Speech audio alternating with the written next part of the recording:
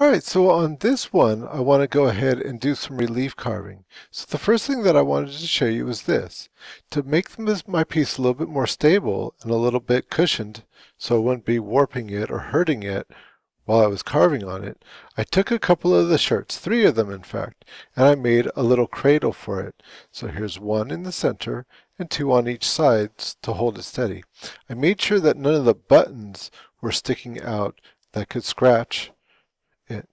And, you could use a towel, whatever, doesn't matter. Just something to soften it up a little bit, cradle it up a little bit, and now we're ready to rock and roll. So what I've got here is I've got a couple of picture of roses that I've drawn out here. And so what I did is I had the one drawn, then flipped it over and copied it from the back. And that's how I got an opposite pattern. And I think I'll try and get 4 of these onto my piece right here. The other thing is I used the charcoal pencil. And so this is working out really well for me. And it makes an easier transfer. Right? So I've got this here. Maybe lining this up with this top right here. I think that should be all right. And I'll just start rubbing it.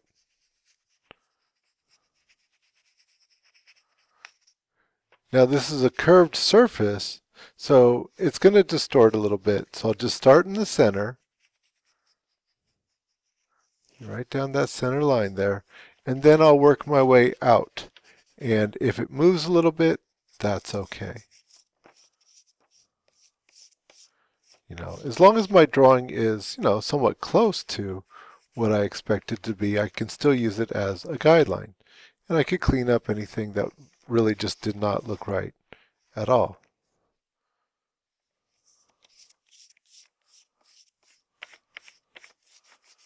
Hopefully I'll get 2 transfers out of each one of these.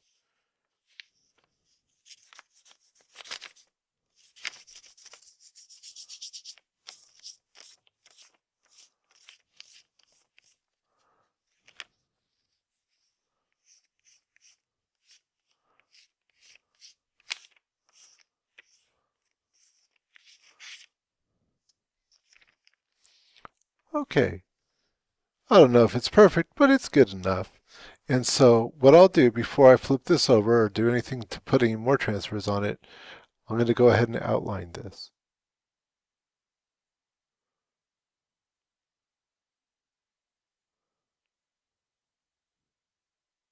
Now that I've engraved the outlines around the whole image here, that's set them a little bit more permanent. I'm going to go ahead and turn it 180 degrees to the other side. See, make sure I've got that absolutely on the bottom there. There we go. It's just checking to see if the leaves on this one here were lining up with the leaves that I have from the last one that I did. And they do, because we lined it up on the top of the paper at the very top up there.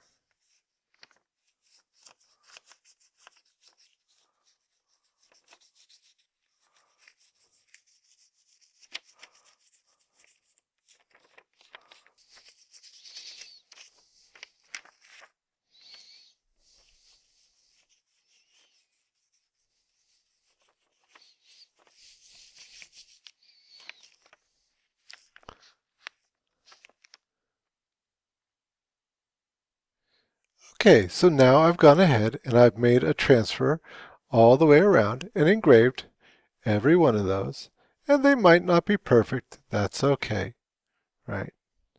But what I want to do next is I want to go ahead and give it a little bit of a border up here. So remember how with the other ones we did panels. So we're going to make this into something like a panel, separating the top and the bottom from where I'm carving from. I think what I'll do, I'm just going to put these aside for a second, is I'm just going to grab something that is circular, maybe just like one of these little bowls right here. Put it on the top. Get it nice and centered up. Seems even. Right? Make a little measurement of this thing somehow. There we go.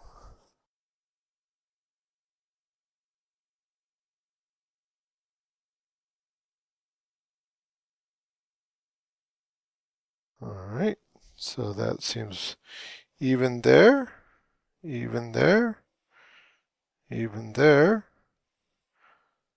and there. Okay, so it looks like I've got that pretty even and pretty much in the center. So, a little bit of pressure on the top here. Draw a circle around.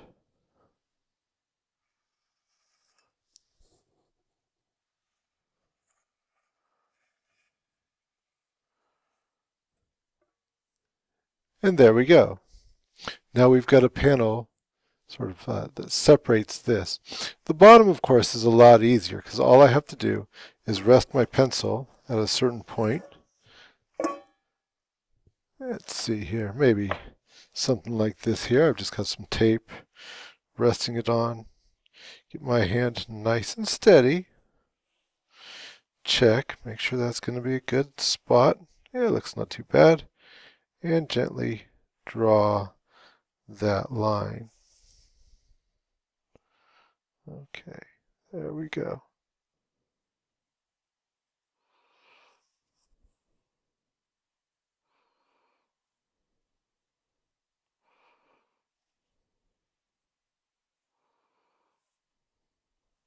Okay, and if I've held my hand steady, this should meet right here, and it does. Okay, so now I've got an area on the bottom that's separated from the top, and I can do something more fancy maybe in this bottom or not. But anyways, it gives me a start, and now I can start carving, relieving out these open areas here. Maybe I'll put something of a pattern, who knows.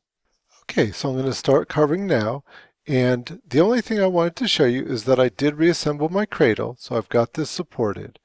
And then I'm going to go ahead and use the vase itself to help create my level. So when I go, remember I'm going to hold that straight in, and I don't want to go down too deep. So maybe get a level, a little bit deeper than that maybe.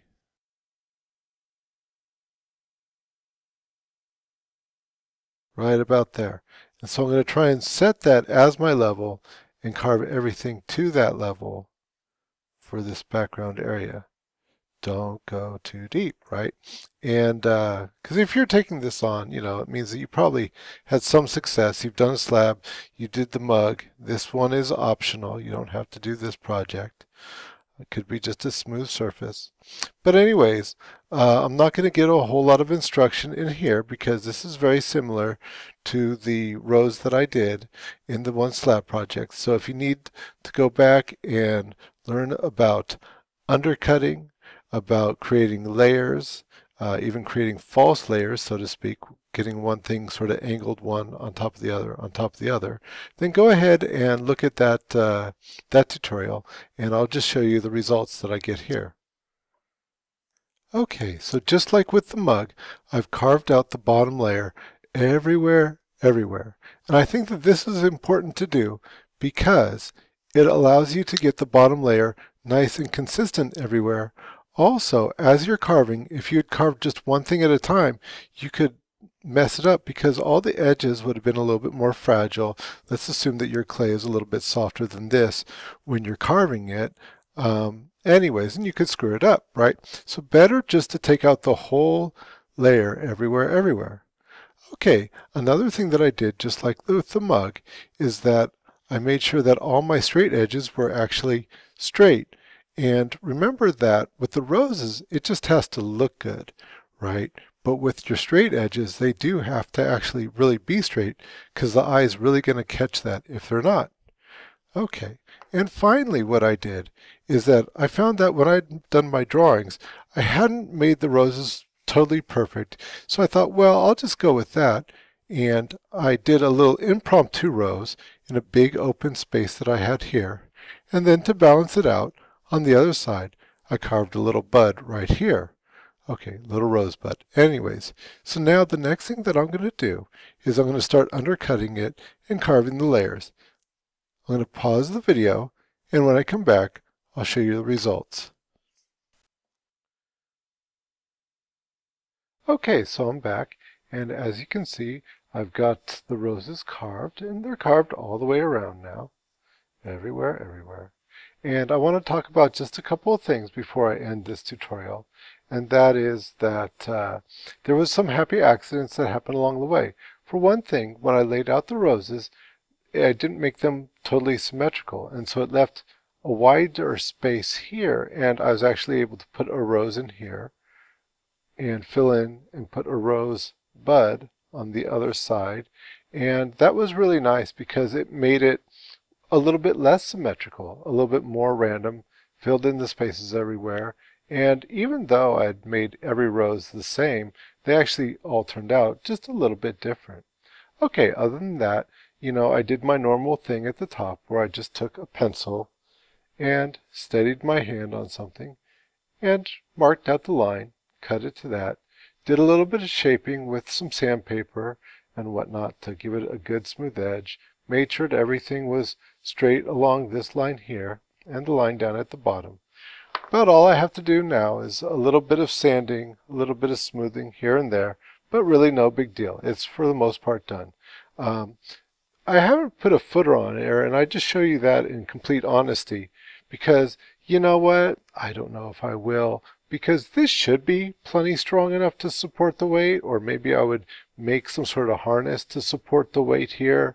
But, as much as I like the idea of a footer, I also like the idea of not breaking something that took this much work. And about how much work did this take? Well, I'll be honest with you. Probably a full 8 hours from beginning to end. I probably put about 8 hours into this guy.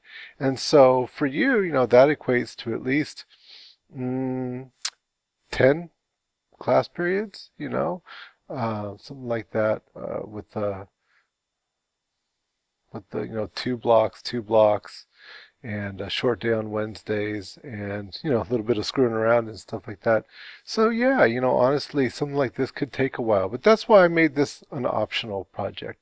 Okay, that being said though, really if you think about it, it's not all that hard because we started with a slab, right? And this is essentially the exact same techniques as we used as a slab. We moved on to doing a cup, and it's essentially the same techniques as with the cup, also on a curved surface, okay? And it was all built upon the structure of this little guy right here. It's the exact same kind of construction. So I guess in the end, it's just, believe in yourself and in what you can do. Take everything small steps along the way, lead to rather big projects. Well, I hope that you've enjoyed this series of tutorials. And I've got one more to do, and that's the composite. And so maybe if you've worked on this, maybe this takes you to the end of the year. Or maybe if you've just chosen this project right here and finished it, then you'll move on to the composite, or maybe you'll do both. Okay, in any case, good luck.